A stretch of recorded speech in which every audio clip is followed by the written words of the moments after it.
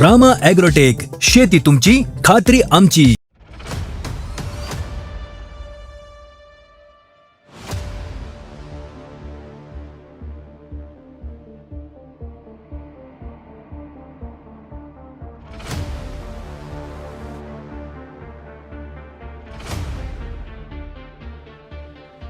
रामकृष्ण हरी शेतकरी मित्रांनो, Rama agrotech private limited या यूट्यूब चॅनलमध्ये आपलं सहर्ष स्वागत आहे.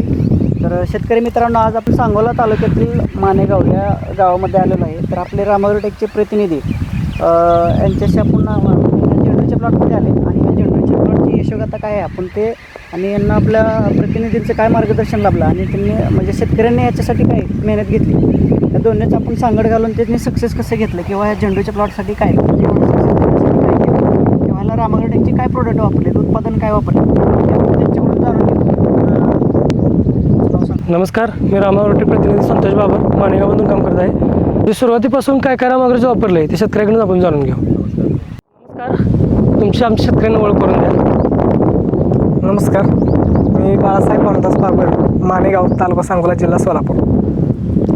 शेतकरी मित्रांनो, ही आपली अंबर व्हरायटीची 7,000 जवळजवळ 7,000च्या आसपास रोपं आहेत आणि ह्याच्यातलं अंतर 2 ओळीतील 6 फूट आणि 2 रोपांमधील म्हणजे साधारण 6 फुटावर आपण डबल लाईन केलेली आहे. तर शेतकरी मित्रांनो, ज्या पण शेतकऱ्यांना झेंडू या रोपांची लागवड करायची आहे त्यांना हे अंतर माझ्या मते योग्य अंतर आहे. कारण ह्या अंतरानुसार केलं तर आपल्याला माल काढण्यासाठी जागामध्ये भरपूर राहते आणि ठेवलेलं आहे 2 ओळीतील अंतर 6 फूट आहे. 6 फूट 2 ओळीतील अंतर आणि बेडवर 1.25 फुटावर डबल लाईन आहे. 1.25 फुटावरती डबल ओळ तुम्ही लावलेले आहे. हां.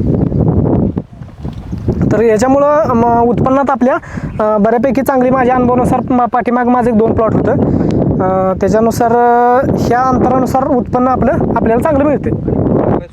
तोडा करायला सोपं जातं आहे मधून आणि आता उन्हाळ्याचे दिवस आहेत पण पावसाळ्याच्या दिवसात हे अंतर योग्य राहते. म्हणजे उन्हाळ्याच्या दिवसामध्ये हाईट थोडीशी कमी राहते.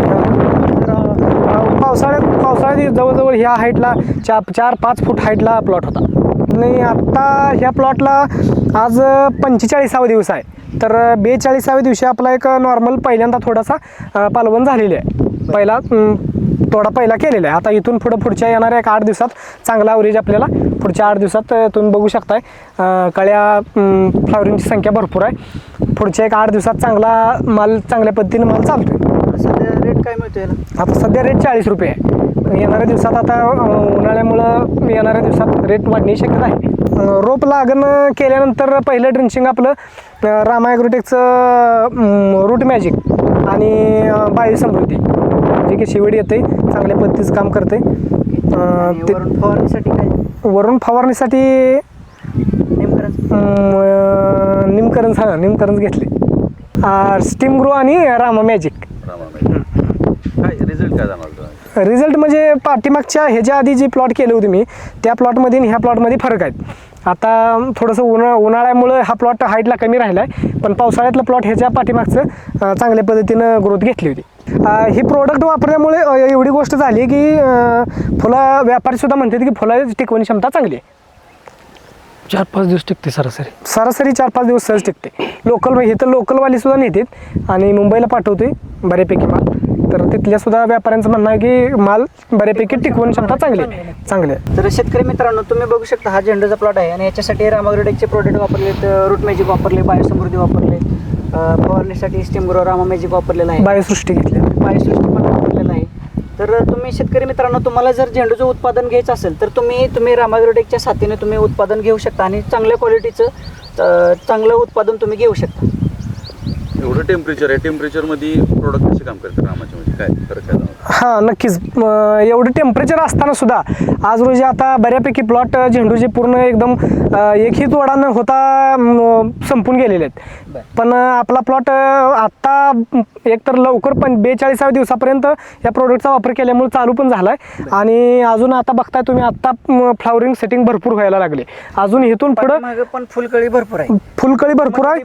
अजून ह्या 40 डिग्री टेम्परेचरमध्ये फुल एप्रिल महिन्यापर्यंत महिन्यात भरपूर माल आपला निघणार आहे. 100% या प्रोडक्टची ही कमाल आपल्या समोरच दिसते आपल्याला सगळ्यांना.